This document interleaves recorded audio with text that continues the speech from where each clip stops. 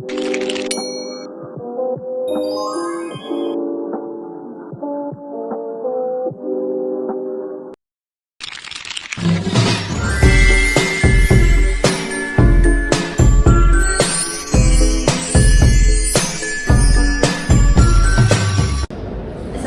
warahmatullahi wabarakatuh. Waalaikumsalam warahmatullahi wabarakatuh. Halo semuanya. Balik lagi di podcast kelompok 2 mata kuliah filsafat hukum. Di sini ada saya Tia Haya. Saya Syahrudin Purnama. Saya Habib Ali. Saya Nadia di sini. Saya Ina Susani. Baik, kita hari ini akan ngobrol santai, tapi tetap serius ya.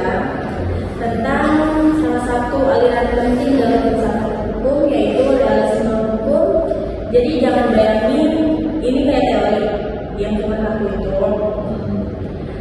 karena justru aliran ini muncul sebagai reaksi terhadap pengakuan hukum itu sendiri. Intinya, kita bakal bahas hukum yang benar-benar terjadi di dunia nyata, bukan yang cuma indah di kertas.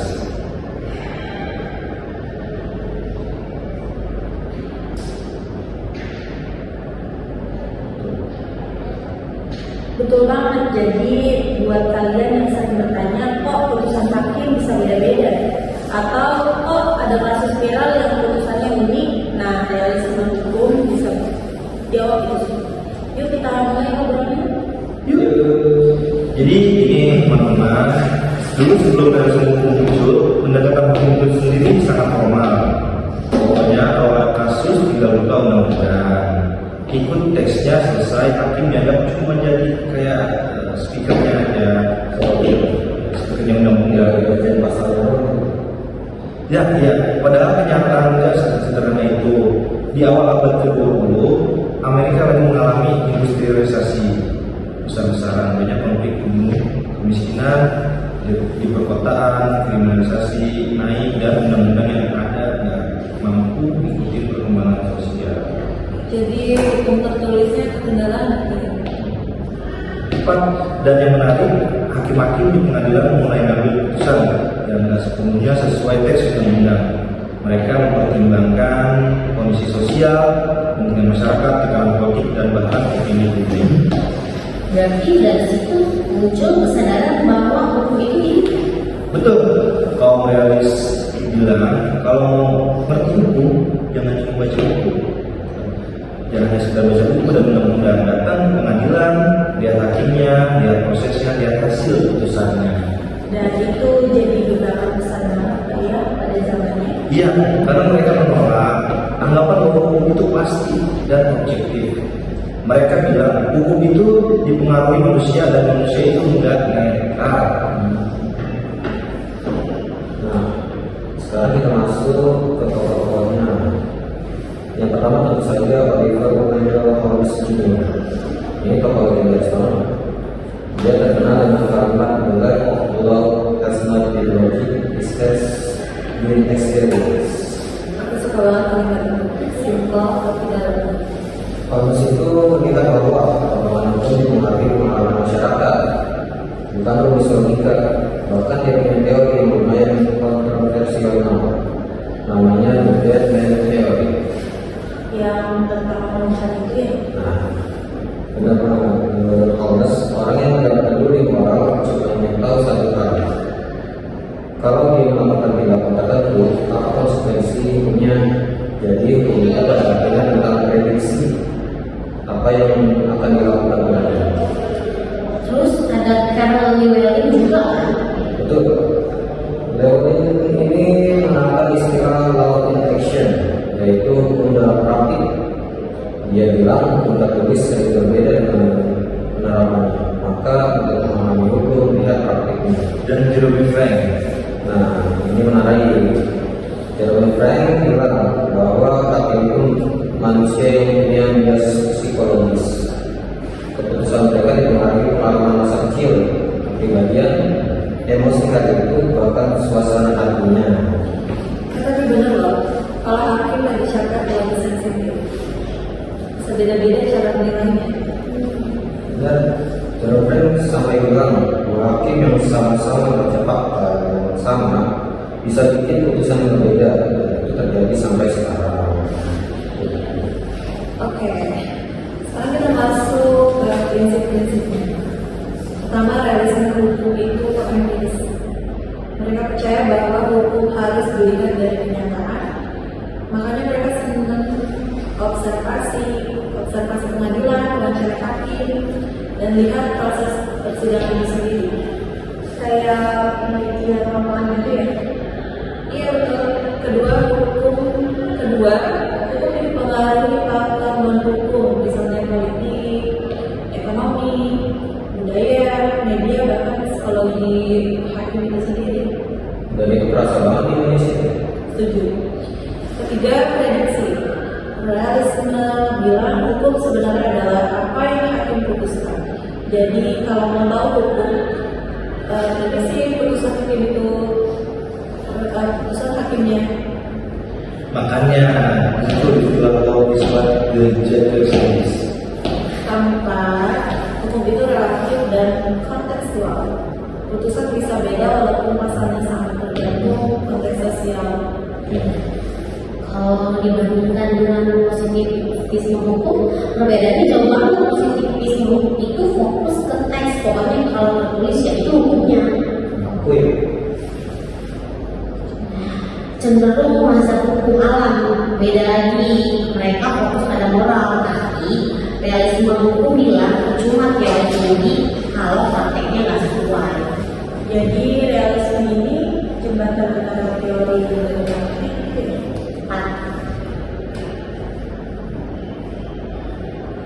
Sekarang bagian yang paling relate nih.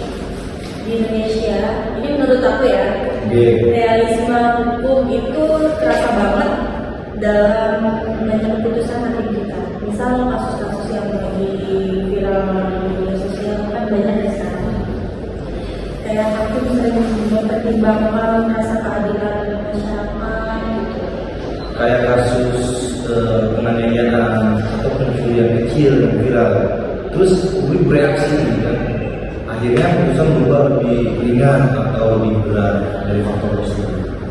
Ataupun dalam kasus restorasi justice, banyak pelaku yang ditahan karena mempertimbangkan kemanusiaan dan dampak sosialnya. Mahkamah Konstitusi juga sering dianggap menerapkan judicial aktivis. Kenapa? Mereka nggak cuma baca undang, tapi mempertimbangkan keadilan substantif. Makanya putusan Indonesia bisa beragam. Nah, teman-teman, kayaknya obrolan kita kali ini seru banget ya. Dan yang awalnya dari banget, ternyata realisme hukum ini dekat banget sama kehidupan kita. Iya, benar sekali. Dan menurut aku yang paling manusia, ya menurut aku yang paling penting itu kita jadi sadar kalau hukum itu nggak selalu tentang bukti, banyak faktor yang bikin keputusan itu bisa beda. Setuju. Dan jangan lupa hakim itu manusia. Mereka punya pengalaman, punya cara pandang, dan kadang punya tekanan sosial juga. Jadi banyak dalam evaluasi ini bersama-sama. Dan karena itu mahasiswa hukum kayak kita ini perlu lihat hukum bukan cuma dari buku ya, tapi juga dari praktik, dari putusan-putusan dan realita masyarakat. Aku pribadi jadi makin paham kenapa belajar filsafat hukum itu penting. Ya karena ternyata teori itu bisa bantu kita ngerti kenapa hukum berjalan seperti sekarang. Semoga obrolan kita bisa nambah wawasan buat teman-teman semua dan mungkin bikin kalian lebih kritis. Kalau lihat hukum atau kasus-kasus yang lagi viral. Dan yang penting kita jangan berhenti belajar ya, karena hukum itu hidup terus berkembang. Dan kita juga harus berkembang dong. Amin. Amin. Oke kalau gitu, terima kasih sudah mendengarkan podcast kami berdua. Terima kasih banyak. Sampai ketemu di obrolan berikutnya. Semoga bermanfaat dan tentang Jaga kesehatan, tetap semangat kuliahnya guys. Assalamualaikum warahmatullahi wabarakatuh. Terima kasih banyak. Semoga obrolan kita hari ini bisa menemani kalian belajar sambil santai, mungkin bikin kalian yang hukum dari sudut pandang yang lebih luas. Setuju banget. Dan jujur, rekreasi hukum ini sebenarnya luas banget. Kita tadi ada bahas ini doang. Kalau menurut kasus-kasus yang ramai di masyarakat, hampir semuanya bisa dipahami dari berdasarkan rekreasi hukum. Ya, apalagi sekarang keputusan-keputusan banyak banget ya yang langsung viral karena masyarakat cuma lihat satu sisi. Padahal setelah kita belajar teori ini, kita jadi paham kalau ada banyak faktor yang nggak terlihat yang mempengaruhi keputusan hakim. Dan itu penting banget buat mahasiswa hukum kayak kita, karena kalau kita sendiri nggak paham konteksnya, nanti penjelasan kita orang lain juga nggak akurat. Kita bisa membantu masyarakat memahami hukum dengan lebih objektif. Benar, dunia hukum itu bukan sederhana pasal-pasal yang ada di buku. Ada realitas sosial yang selalu berubah, dan itu yang bikin perdebatan hukum jadi menarik. Kita perlu peka sama situasi yang berubah. Dan dari realisme hukum ini, kita belajar bahwa hakim itu tidak hidup di ruang kosong. Mereka juga bagian dari masyarakat. Mereka bisa berpengalaman tertentu, cara pandang, bahkan prestasi yang tidak selalu bersama antara satu hakim dan hakim lain. Makanya kita nggak bisa menilai putusan itu cuma dari reaksi hukumnya saja. Kita harus lihat motif, konteks, keadaan orang pihak, dan dinamika sosialnya. Semakin banyak kita baca putusan, semakin mudah kita memahami pola.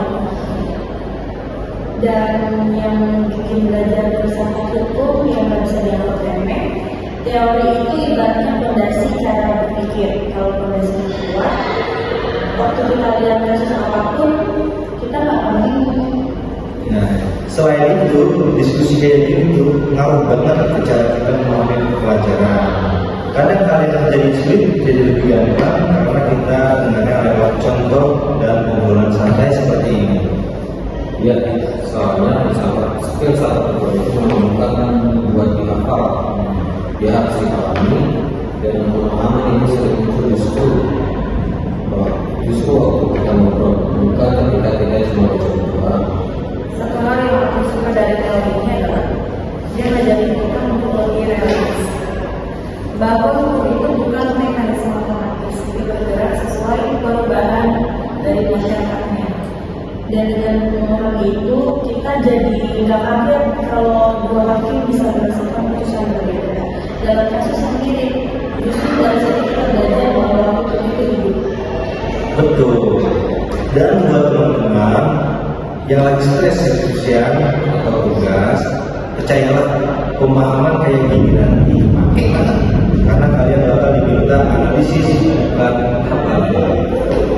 Pokoknya semakin sering kita lakukan berpikir kritis, semakin lama pola pikir berubah, dan itu yang bikin kita melihat di dunia kerja. Dan semoga podcast kayak gini bisa bantu kalian belajar untuk harus istirahat. Kita juga masih belajar kok. Jadi kalau teman-teman merasa tertekan sedikit aja itu udah senang banget kalau kita. Jangan lupa juga kalau ada topik yang kalian mau kita bahas lagi, boleh banget kasih masukan. Kita bakal senang banget dengan ada yang bilang tentang apa yang pilihan. Tenang. Nanti kita juga bakal balik lagi di episode-episode berikutnya. Masih banyak teori hukum yang menarik untuk dibahas dengan cara yang lebih ringan. Dan semoga apa yang kita obrolin hari ini bisa kasih perspektif baru. Jadi kalau kalian belajar tulisan kalian kasus viral, kalian sudah punya kacamata yang berbeda. Mudah-mudahan juga bisa jadi penyemangat kalian yang lagi pusing ada tugas, PS atau skripsi. Kita semua berjuang bareng-bareng, yang penting tetap semangat dan terus belajar. Jadi gimana ini setelah lulus pada mana? Oh, gimana sih? Belum ada bilang tujuan sih ada ya. Kayak setelah lulus ini pengen melanjutkan juga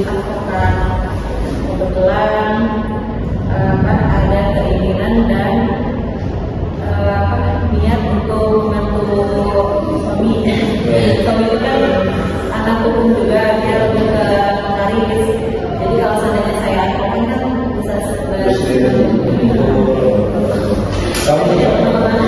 Aku juga ada yang menjadi advokat ya. Ya minimal sebelum tercapai advokat ini minimal pengetahuan yang ada selama ini terpelajari di kuliah. Mudah-mudahan bisa terapkan di hal kecil yang ada di luar tahun lingkungan kita, baik dengan cara tertidur dan setelah tentang hukumnya aja ya. Nah, tertidur dalam meneruskan ini kita harus datang tepat waktu, mengambil rapi dan sebagainya. Dari hal kecil saja kita sudah terapkan di hidup sehari-hari. Lebih terkait tentang hukum ini kan bisa membantu ya keluarga jika saja ada masalah terkait masalah hukum di masyarakat. Tapi menjadi advokat juga Aku sama pasti insya Allah ya, mudah-mudahan terwujud semua dan kita bisa bertemu lagi dengan jadi kita bisa bertemu lagi dengan status bersama abang dulu gitu. Mudah-mudahan Sebagai advokat ya, sebagai abang terdakwa ya. sama advokat. Mudah-mudahan. Lebih seru tuh punya dosen yang ngasih tugas yang bisa mengumpul gitu. Iya, betul banget ya. Jadi betul banget jadi terima kasih kepada saya atas tugas kelompok membuat video seperti ini. Walaupun memang ada beberapa kendala ya yang kita hadapi ini, ada yang waktunya ada yang Novia bisa, Habib nggak bisa, Habib bisa, Sedekah nggak bisa. Bentar itu, jadi minggu ya, berapa minggu kita lalui, pada akhirnya alhamdulillah kita bisa kumpul nih. Tapi serunya seperti ini loh. Dan bisa menggali ilmu atau yang sudah kita bahas tadi ya. Jadi kita benar-benar ngobrol bareng, kita kupas materi bersama, kita kerja kelompok ini benar-benar kerja kelompok kita Saya saya. Kan yang tadinya nggak tahu jadi tahu. Iya. Walaupun kita cuma video ini sambil baca, tapi setidaknya kita belajar, gitu kan? Ya Pak ya.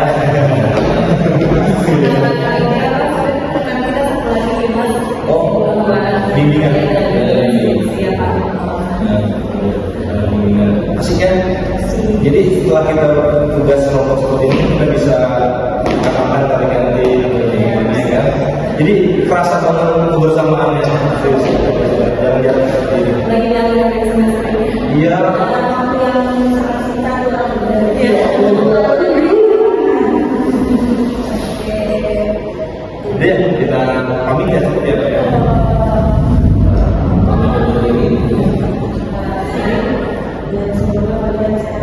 Amin. Amin. Ya. Assalamualaikum warahmatullahi wabarakatuh. Di mana lagi ada yang semanis kamu? Di mana lagi ada yang secantik dirimu? Oh, hadirmu penyejuk jiwa saat hati gersam.